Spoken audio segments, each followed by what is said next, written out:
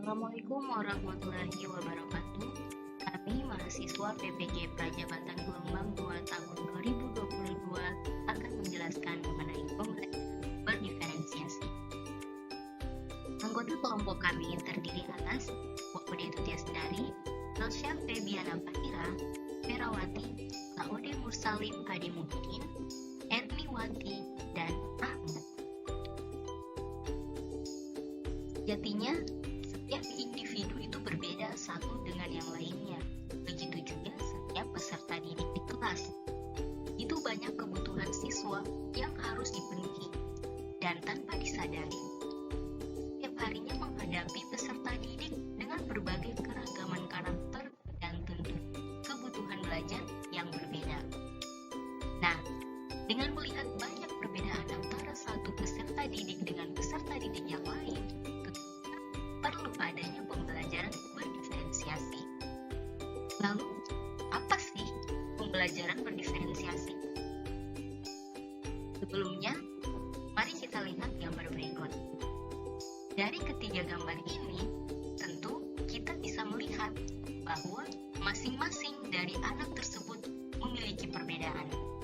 Ada anak yang senang dengan musik, ada anak yang senang dengan perhitungan, dan ada anak yang senang dengan menggambar atau melukis. Nah, tentu anak-anak ini berbeda. Ya, setiap anak berbeda. Mari kita lihat pokok pembahasan kita pada kali ini. Yang pertama adalah pengertian pembelajaran berdiferensiasi. Kedua, teori yang menerangkan bahwa setiap individu itu berbeda. Dan yang ketiga adalah contoh keragaman anak. Mari kita bahas satu persatu. Kita mulai dari pengertian pembelajaran berdiferensiasi.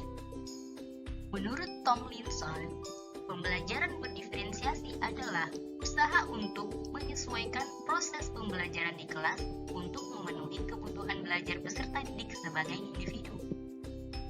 Atau, bisa dikatakan juga bahwa pembelajaran berdiferensiasi adalah pembelajaran yang memberi keleluasaan dan mampu mengakomodir kebutuhan peserta didik untuk meningkatkan potensi dirinya sesuai dengan kesiapan belajar, minat, dan profil belajar peserta didik yang berbeda-beda. Nah, selanjutnya adalah teori yang menjelaskan tiap individu itu berbeda. Di sini ada 4 teori. Yang pertama adalah teori sistem ekologi.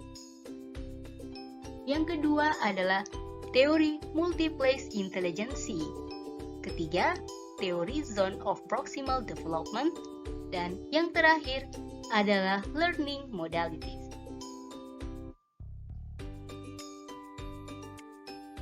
Kita mulai membahas dari teori sistem ekologi. Teori ekologi yang diperkenalkan oleh Uri Bronfenbrenner menekankan pengaruh lingkungan terhadap perkembangan manusia. Bisa kita lihat pada gambar berikut.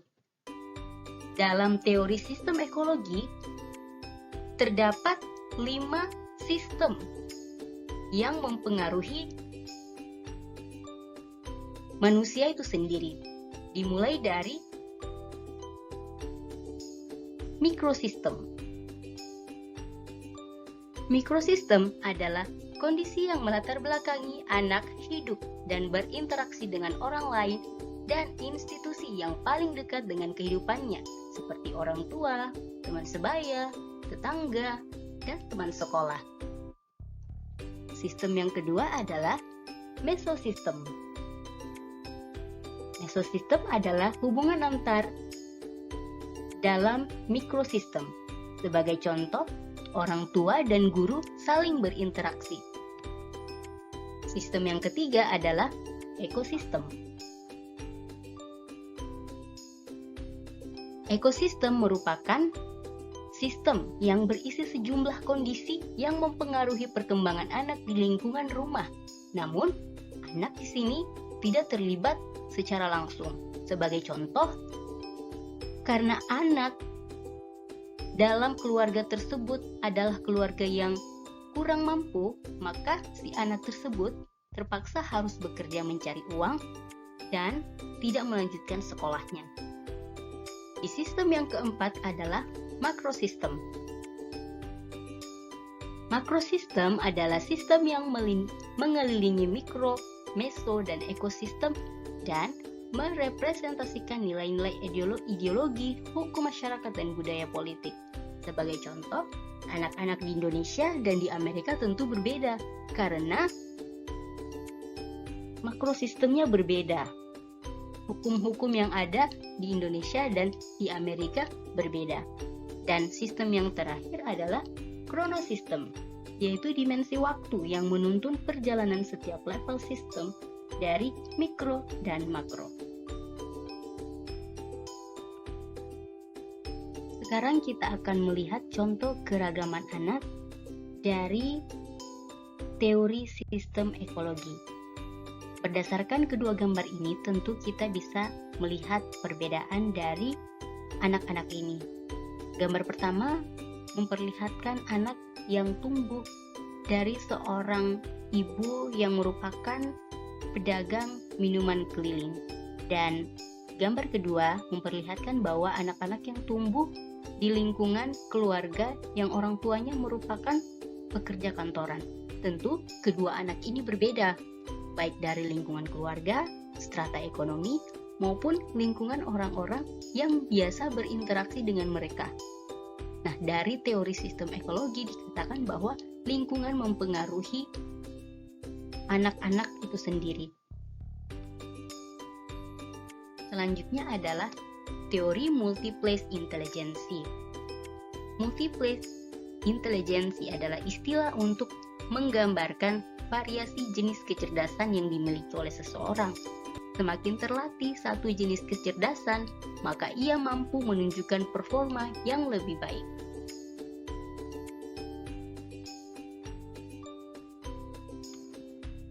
Bisa kita lihat pada gambar berikut. Ada 8 jenis kecerdasan seseorang. Yang pertama adalah verbal linguistik, yaitu kemampuan berbahasa. Misalnya, bisa melalui membaca, menulis, berbicara, dan lain sebagainya. Kemudian, kecerdasan yang berikutnya adalah kecerdasan logis matematis. Kecerdasan ini merupakan kecerdasan dalam mengelola angka, matematika, dan logika. Kemudian, kecerdasan spasial visual. Kecerdasan ini merupakan kemampuan pada bidang ruang dan gambar. Individu memiliki kekuatan dalam imajinasi dan senang dengan bentuk, gambar, pola, desain, serta tekstur.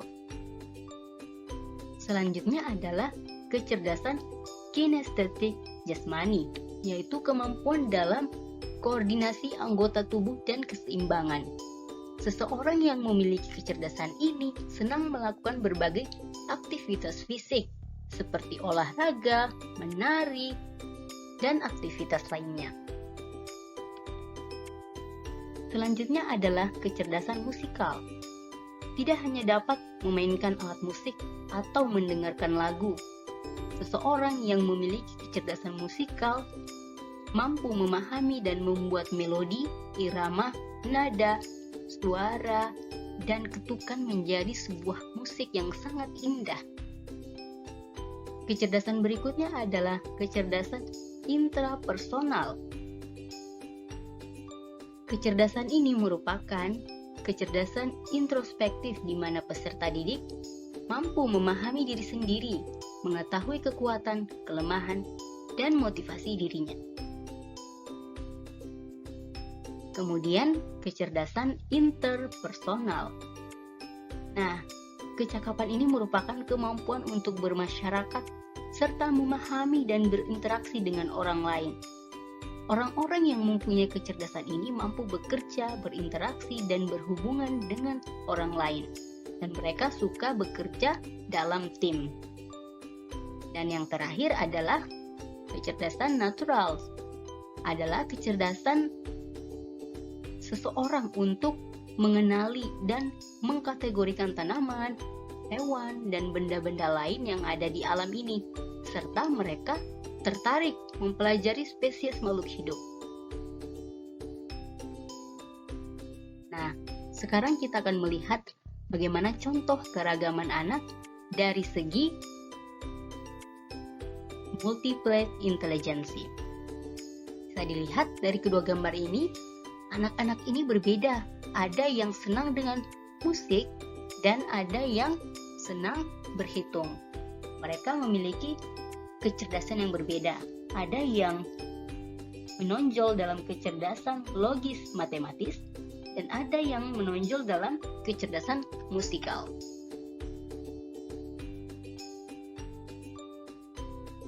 Teori yang ketiga adalah teori zone of proximal development. Nah, ada dua bahasan dalam teori ini. Yang pertama, perkembangan aktual dan perkembangan potensial. Pada perkembangan aktual, tingkat perkembangannya tampak dari kemampuan anak untuk bisa menyelesaikan tugas-tugasnya secara mandiri tanpa ada bantuan dari orang lain. Sedangkan perkembangan potensial, tingkat perkembangan dari anak-anak itu sendiri tampak dari kemampuan anak itu menyelesaikan tugas atau memecahkan masalah dengan bantuan orang dewasa. Bisa kita lihat keberagaman anak berdasarkan teori ini.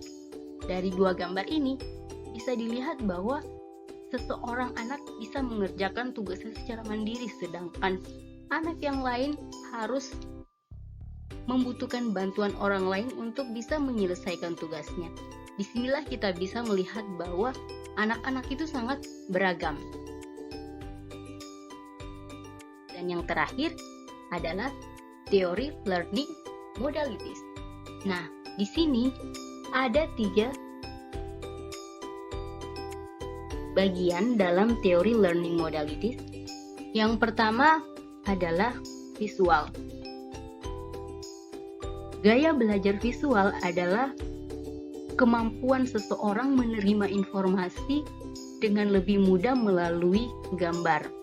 Nah, otak seseorang itu memproses informasi visual dengan sangat efisien, lebih mudah untuk mengingat gambar yang jelas seperti foto daripada mengingat apa yang dikatakan atau ditulis seseorang.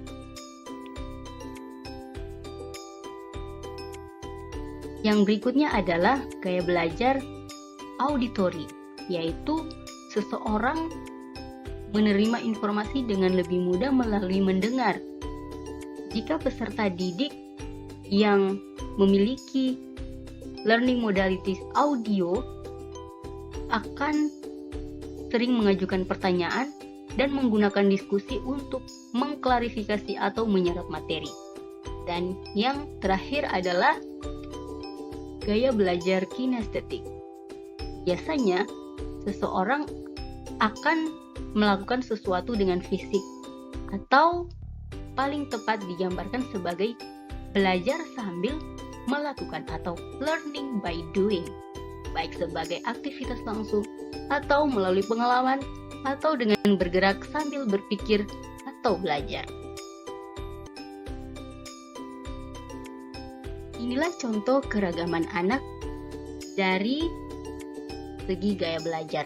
Ada yang lebih senang dengan visual, ada yang lebih senang dengan audio, dan ada yang lebih senang dengan kinestetik.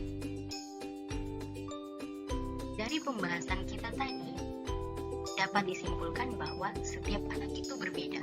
Mereka memiliki kebutuhan yang berbeda dan tidak bisa disamaratakan antara satu dengan yang lainnya. Jadi, mari kita terapkan pembelajaran berdiferensiasi ketika kita semua menjadi guru. Sekian dari kami, mahasiswa PTG Prajabatan Gelombang 2 tahun 2022. Kami ucapkan terima kasih.